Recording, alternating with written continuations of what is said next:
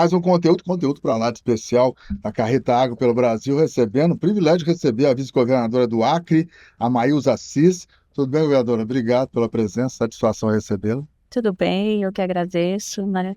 Quero, nesse momento especial, compartilhando as experiências do nosso Acre na COP, esse ambiente importante, né, para a gente trocar experiências. A região estratégica amazônica, Estratégica, região da senhora. exatamente, meu grande Acre. Dois convidados também que vão bater um papo conosco, o doutor Antônio de Salvo, presidente da Federação da Agricultura e Pecuária de Minas Gerais. Tudo bem, doutor Antônio? Tudo bem, prazer falar com vocês aqui recebê-lo. nessa terra tão boa aqui nesse norte do Brasil. E o sócio aqui, doutor Munir Lourenço, presidente da Comissão Nacional de Meio Ambiente da CNA, muita responsabilidade. Esse homem está com muita responsabilidade.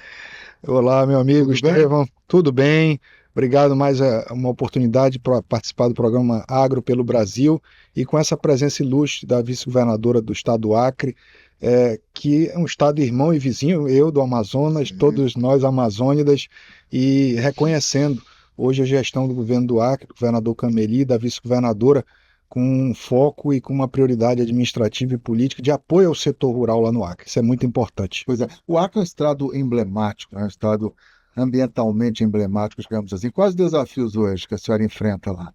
Nossa, são muitos, né? Preservar, de certa forma, dá muito trabalho, né? Porque você meio que para o desenvolvimento, né? E tudo isso custa muito para o governo do estado, principalmente na geração de emprego, né? Na melhoria de vida da população, que ainda são ribeirinhas, que estão nas florestas, população indígena. Então, são desafios enormes. Mas a gente está vendo aqui a oportunidade, né? A possibilidade de desenvolver, de ter um ambiente desenvolvido que gere riqueza e dê mais condições de vida para os nossos agricultores, principalmente as pessoas que estão lá nas florestas, né? Que são preservadas, né? Uma riqueza que, de certa forma, precisa trazer economicamente uma vida melhor para quem vive nelas. É interessante que a governadora, ela cita um ponto, viu, senhores, que está sendo muito debatido aqui. O ato de você preservar e produzir. São atividades compatíveis. Compatíveis completamente, ainda mais num estado como o Acre, que tem uma grande parte de solos muito ricos, solos bons para a agricultura e para a pecuária, um regime pluviométrico até melhor do que algumas regiões aqui da Amazônia, porque você tem um pouco menos de chuva e isso faz com que a pecuária, principalmente a pecuária de corte, se desenvolva muito bem, onde o Acre é um grande produtor e poderia ser muito mais. Então é possível, e aqui nada melhor do que estarmos aqui na AgriZone com o nosso sistema CNA, mas dentro da Embrapa, vendo essas diversas possibilidades de produção de carne, de produção de soja, de produção de café, os cafés robustas. Agora, recentemente, em Minas Gerais, nós tivemos a nossa 13ª Semana Internacional do Café, com um público gigantesco participando e o Acre presente com um stand muito bonito, por sinal, e mostrando que esse Brasil dá para preservar, como foi mostrado, mais de 65% da toda a área brasileira preservada, mas precisamos produzir e garantir segurança alimentar para ter vidas melhores para toda a nossa população. Um estudo importante foi apresentado aqui, doutor Munir, que eu acho que não só o agro, mas a sociedade em nível nacional deve comemorar e reconhecer esse papel de preservação que o setor ele apresenta hoje. Com certeza. Não é um setor que desmata, muito pelo contrário. Com certeza, mas antes de comentar essa sua pergunta extremamente relevante, eu quero registrar aqui, Estevam, uma figura que o nosso agro respeita muito.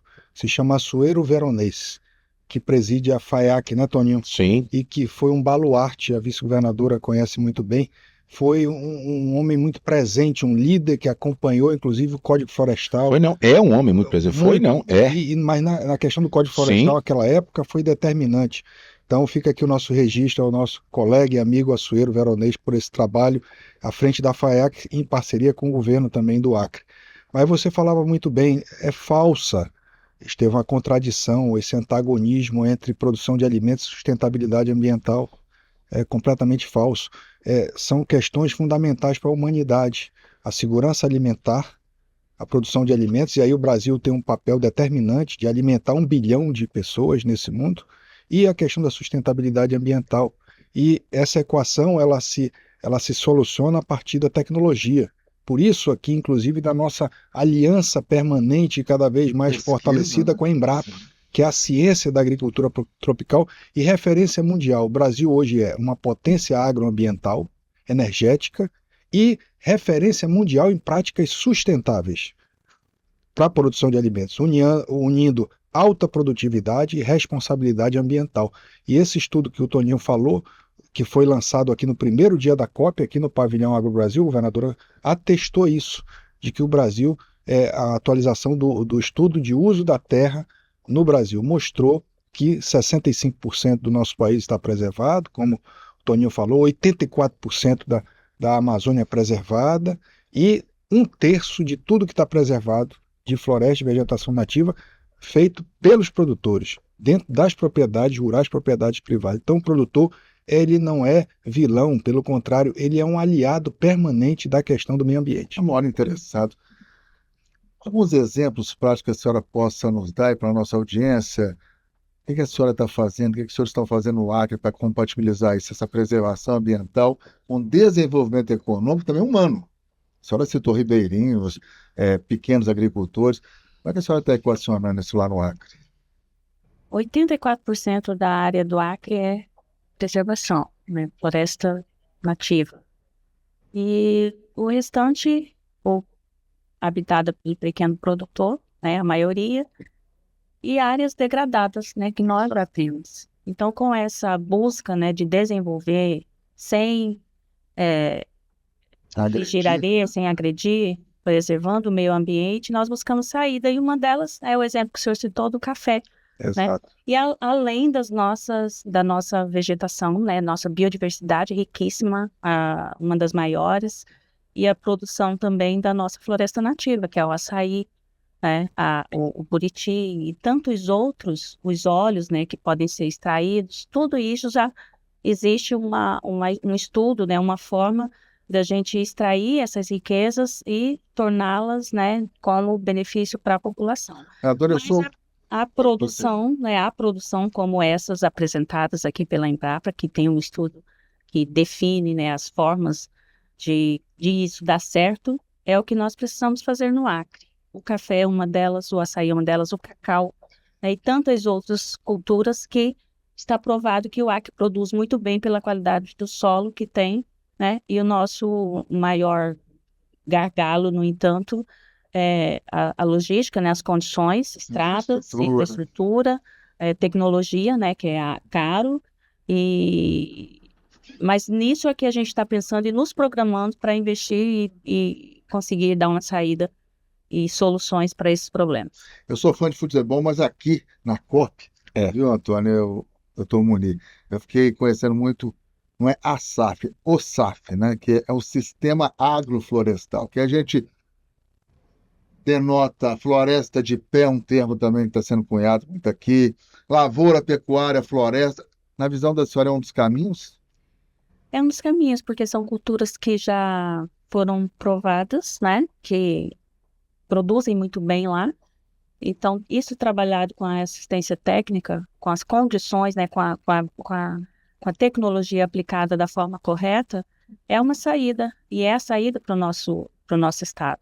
O café é uma experiência recente, né? Nós estamos plantando café há muito pouco tempo, mas já tem uma qualidade, não temos quantidade, mas já temos uma qualidade tão especial que fomos já premiados e já estamos concorrendo aí, né, às melhores produções.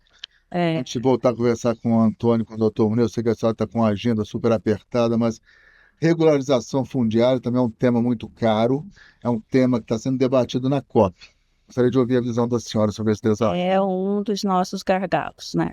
A regularização fundiária. Sem isso acontecer, nós não conseguimos acesso ao crédito, nós não conseguimos viabilizar o produtor para ter essas condições de fazer esse plantio, principalmente nessas condições, né, de produção com baixo carbono, né? Uma das exigências é a legalização da terra, e nós, infelizmente, né, não estamos prontos para isso, precisamos de muitos investimentos para deixar o Acre pronto para acessar todos esses benefícios que possibilite a produção mais regular, né, em grande escala, que todos os produtores possam participar. Antônio Salvo, legalidade, segurança jurídica, depois quero ouvir o doutor Muniz também.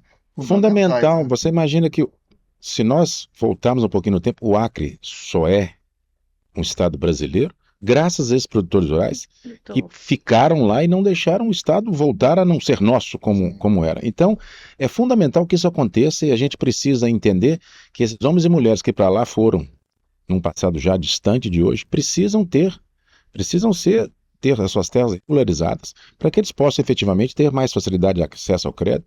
E a gente sabe do espetacular potencial que esse Estado tem, com 84%, 85% preservado. A gente pode crescer e crescer uma produção de forma sustentável, com sistemas agroflorestais e com outros tantos sistemas, garantindo segurança alimentar e garantindo renda para essas pessoas que seus ancestrais ficaram e mantiveram esse Estado dentro da República Federativa do Brasil. Então, parabéns a você pelo trabalho, a senhora pelo trabalho.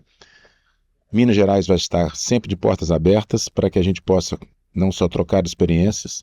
Eu falo aqui em nome do nosso governador Romeu Zema, do vice-governador Matheus Simões, de toda a equipe do governo de Minas que entende a importância, como vocês entendem aqui também, a importância do setor produtivo, da agricultura e da pecuária do Brasil. Vamos continuar juntos e tenham sempre sucesso nessa empreitada difícil e contem com a ajuda, se necessário for, das tecnologias criadas em Minas Gerais, seja no café, seja em outros produtos mineiros, queijo artesanais como temos lá e outros tantos produtos mineiros que podem ajudá-los a desenvolver cada vez mais. Parabéns, sucesso a você, a senhora vice-governadora. Café com açaí é bom, né? Café com leite é bom, queijo mineiro é bom, mas o açaí também é bom. Doutor Muniz, segurança jurídica, regularização fundiária. Com certeza. Eu costumo dizer, Estevam, que ninguém investe naquilo que não lhe pertence. Então, o documento da terra é fundamental, é um direito. E diria mais, o Estado brasileiro tem uma dívida histórica com a Amazônia, de acelerar. Nós precisamos, os programas de regularização fundiária, historicamente, têm sido morosos, lentos na Amazônia, empurrando a Amazônia rural para um contexto de insegurança jurídica imensa, como disse com a autoridade da vice-governadora. Você, sem o documento da terra, você não tem segurança para a sucessão para o seu filho, do que você vai deixar, de ir buscar um crédito no banco. Você não tem cidadania plena. Então, isso é fundamental, a regularização fundiária e ambiental, para que a gente possa evoluir. Nós temos hoje na Amazônia índices de pobreza muito acentuados, e nós não podemos ter na Amazônia um brasileiro de segunda classe, um brasileiro de segunda categoria. E para isso, esse tipo de segurança jurídica é fundamental para a gente avançar. E eu quero deixar aqui o meu reconhecimento, Estevam, a esse gesto da vice-governadora de vir a uma conferência como a COP30, visitar aqui a AgriZone, visitar o nosso pavilhão Agro Brasil, mostrando realmente a visão de vanguarda de gestores públicos que têm esse compromisso de geração de emprego, renda, de melhoria da qualidade de vida do seu povo, e que acreditam que o agro pode ser um setor que responda a isso, que com certeza no Acre é um segmento que tem um potencial imenso, um estado vocacionado em várias regiões do estado para a atividade rural. Do Iapoca ao Chuí, né? Passando por Minas Gerais, representando o governador mineiro, Romeu Zema. O governador gaúcho esteve aqui conosco. Esteve conosco, sim, Eduardo Leite. Governadora, para fechar, mensagem que a senhora julgue relevante para o nosso público. Fechar com chave de ouro. Parabenizar o Pará, né, por ter recepcionado a COP e apresentado muito bem. Tá lindo, né, os stands. Aqui, né, essa AgriZone, né, espetacular, muito bonito, muito preparado para apresentar para o nosso Brasil e para o mundo. Então, parabenizar todos, o governador e todos que participaram.